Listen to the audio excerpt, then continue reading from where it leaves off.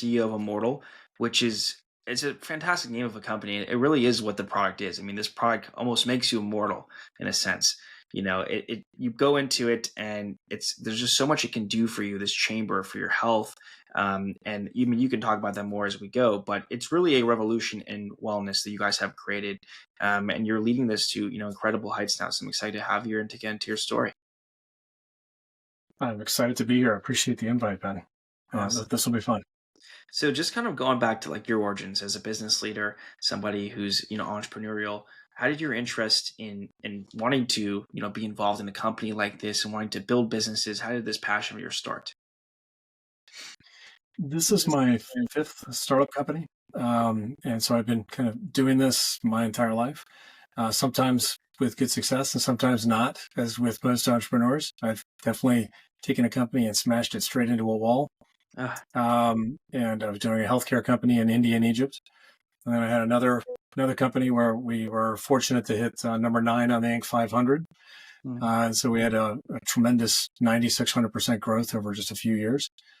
Usually involved in products. I like to create things that don't exist, and maybe even in categories that don't exist. And I love to come into industries kind of obliquely, where I don't necessarily have any knowledge of the industry. I get to come in and think about things without the baggage of understanding, if that makes sense, and just look at the market and evaluate it, and then partner with people that do understand the industry. And so the Immortal was, I would call it the most path connected for me personally, thing that I've ever done, ever started. The others were very opportunity based, and Immortal is very personal. It's a part of who I am. mm, It's a part of my life. It's a part of the life between my wife and I, and how we think and feel and do. And also very connected from a mission and purpose standpoint with what I would like to contribute. mm. So I'd love to just talk a little bit about 180s and how that became so successful. Can you first just like explain like what the company was and what did it do? We made special accessories for apparel. It sounds like a really limited market. I was in working, going to grad school, getting an MBA, and doing the entrepreneurial management track. After being a semiconductor engineer, as an electrical engineer at IBM and Texas Instruments, and went back to start a business. Didn't know what I was doing. I didn't know what I wanted to do. Knew I wanted to create a product, and met my business partner there at school. He had cold ears walking across his undergraduate campus drill field, and we started talking about that. And we just decided that the ear muff needed to be trimmed down and put around the back of the head so it didn't mess your hair, and that there was a market of some 50 million cold ears or pairs of cold ears out there. And we were fortunate to get that right. And so it was a rocket ship. We could not sell enough of them, just Wow. millions and millions and millions of those. How did you sell millions? And Was then it we created a whole business around that with dozens and uh, dozens of products. In fact, we did a $50 million base layer contract with the US Marines. We sold through women's wear. We sold through sports. We sold through Home Depot and Lowe's, REI, Saks Fifth Avenue, everywhere. wow. So how did you get that kind of traction? I mean, was this like a massive digital ads campaign you had to do? Like, how did the visibility come? This is well in advance of all of that being even available. So Really? this is guerrilla. It started, I was actually doing hundreds of shows on QVC, the television retailer, selling the product. And that's how we got cash and got this thing started. We created a website a year into doing business. That's how early this was. This is decades ago. Wow. And so it was really just knocking on doors and going to retailers until they said yes. Mm, And then once they said yes, it always sold through. So how did that journey kind of come to a close? Just I was we went put a book on the streets to sell the company, Mm, and ended up selling it to a hedge fund. Just after 10 years, we were all kind of good yeah. with what had happened, and there was a nice opportunity for a return. Mhm. So did you were also creating patents there as well? Like, were there specific patents you developed too there that were really instrumental? Yeah, essentially every single thing we created had at least a patent, if not several patents on it. and it was one of our legal department was more profitable than the company, and the company was profitable. And so we never lost a lawsuit. I think there were 130 infringers. So we used intellectual property at that time to our advantage to keep people out. So that required, though, that every product we created was much more difficult to create than what most people were creating in the apparel industry. So we created jackets with movable panels inside during sports with 5 and 6 layers of woven special threads and things like that to really push things. And that's what enabled us to get into the Marines.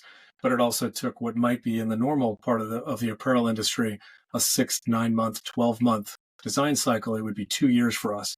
And we had a refrigerated box truck sitting out behind our office that would be down at -10 degrees, for instance, for winter apparel. And we would go in there in the summer and test stuff out. We really dove into being very technically superior. Mhm. How long did it take you to make a new product there? Um, it would take a couple of years if it was fundamental, like a new product line.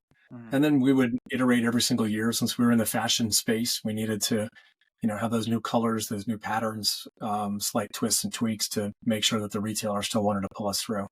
Internet sales were around, but it was not the engine that it is now, where you can bypass brick and mortar retail Mhm. with a consumer product. So just kind of like fast forwarding a little bit, what led to the specific idea for Immortal? Like, was there some experience you had that led to that? Yeah, I just was around some amazing humans, and one of our business partners, Stephen Young, was working with MMA fighters, and he was getting guys that were not supposed to be able to practice. They had like a knee or an ankle injury, and they were not supposed to be able to practice for 9, 10, 11 months. And he would have them fighting and winning in the ring in 5 weeks, 6 weeks, 7 weeks, using stacked pulsed electromagnetics, very specific light therapy, them doing an intention setting process with breath work. So maybe like a third of what we've got in the chamber. But it was just inspiring. Like I was watching what he was doing with these world class, top 20 athletes. And I'm like, well, I said, this would work for everybody. It's like, of course. And has anyone ever done a full body version of this rather than looking at a joint? And he said Mm. no. And then from that point, we began a multi-year scientific investigation with lots of prototypes, coming up with what we consider to be the perfect stack, which incorporates impact on the body, the brain, and the mind. And in that beautiful place where the body and the mind are being worked on in this kind of very calm homeostatic moment, you can heal yourself, especially if we take off some of the stress that was there in the cell.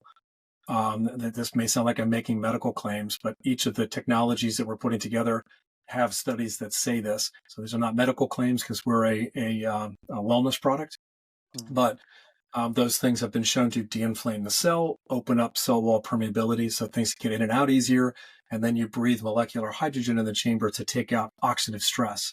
And in that case, with the nervous system in play, calm, and the mind engaged towards the healing process, magic happens for anybody. Doesn't matter whether you're 96, professional athlete, stressed out high school kid, Mhm. mom about to have a difficult conversation in the boardroom, whatever it is. This is difficulty sleeping.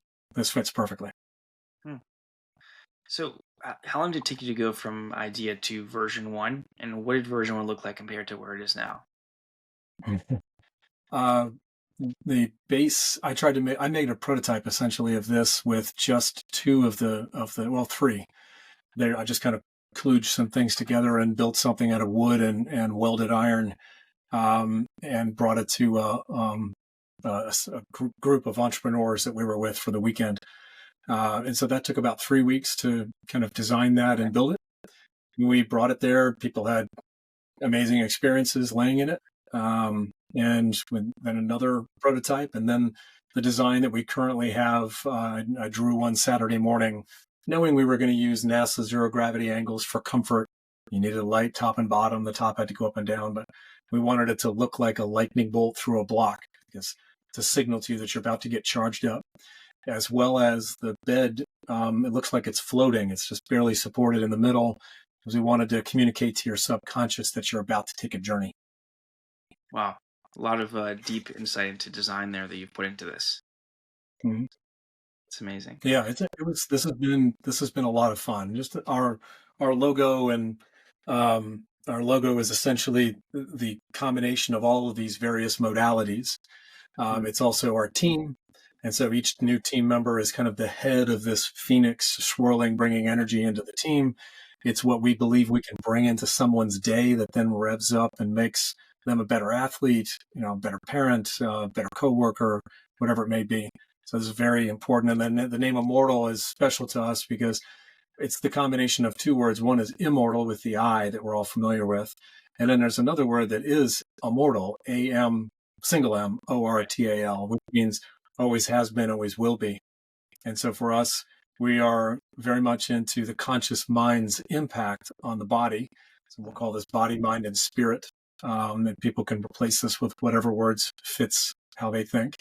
But the idea of working on the whole human being in the spirit, or with the understanding that before they came into a body, they always were, and after this body, they will always be. But this body has a start date, the immortal part of it, that moves forward and educates this uh, process of life.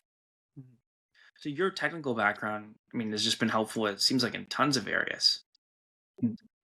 It's been good to have. I'll call it an engineer's mind or an industrial design mind.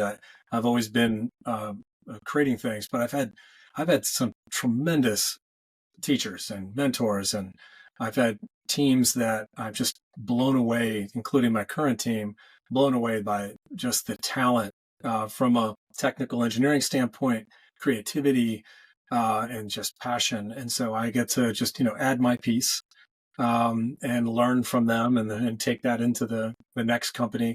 Uh, so it's been fun. It's nice to have a few decades worth of success and failure with product design, and then make sure that the team you're pulling together has also done that, so that we come together with kind of a mutual respect for the difference that we need in somebody else to create a great product, and an understanding of what you and or I in this case am good at and bad at, right? So I can show up with my best self to that project. How has your role shifted, Brian, since the beginning to where you are now? What do you spend most of your time on now in Immortal building it? Yeah, I still have a split, a traditional CEO role, right? I'm a chief executive, raising money and setting strategy and those types of things. All of that is still happening. Fortunately, I have three business partners who could all run this company themselves, and have run their own companies. We've got, I think, a dozen companies between the four of us, multiple exits. And so I have just a fantastic group. We've almost got like our own self-advisory group in here because we've done this so many times. And so I just happen to be the CEO at the moment. I also happen to be the kind of head of product on this. So when we first started the company, it was me and my business partner who was off. He went off and did some other things. My original business partner, I was the product guy. So I essentially hired outside people and designed the product myself. And then as it began to get towards a go-to-market stage, started adding in additional kind of superstar people that are much better than I at that.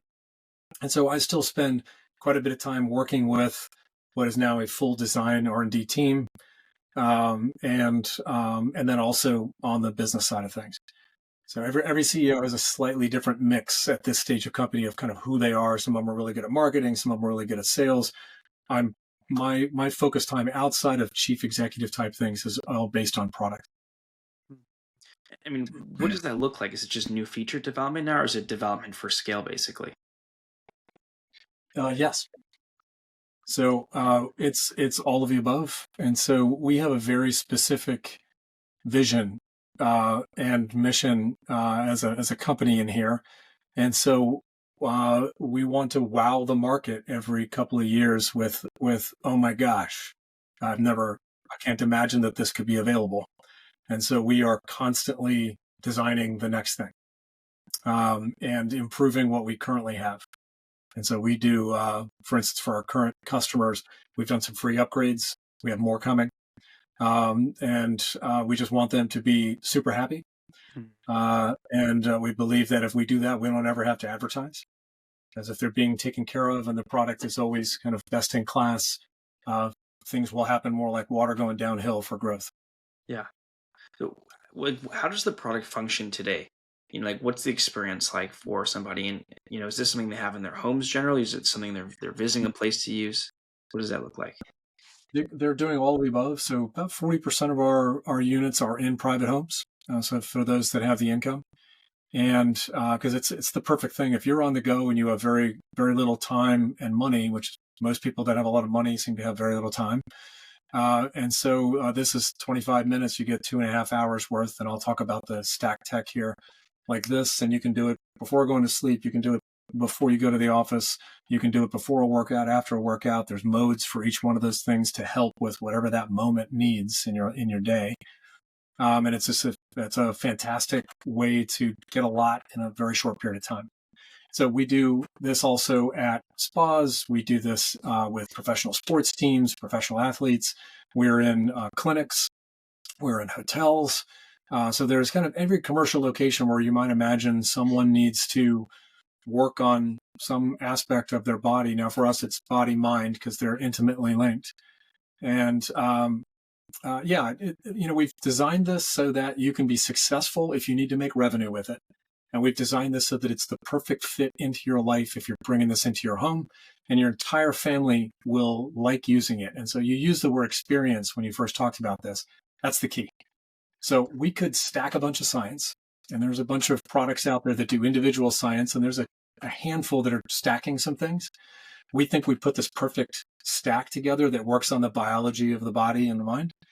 But if we didn't make it fun, if it wasn't an experience that, hopefully gave you an opportunity for a transcendent moment, like it just was so calm and so beautiful that you went someplace.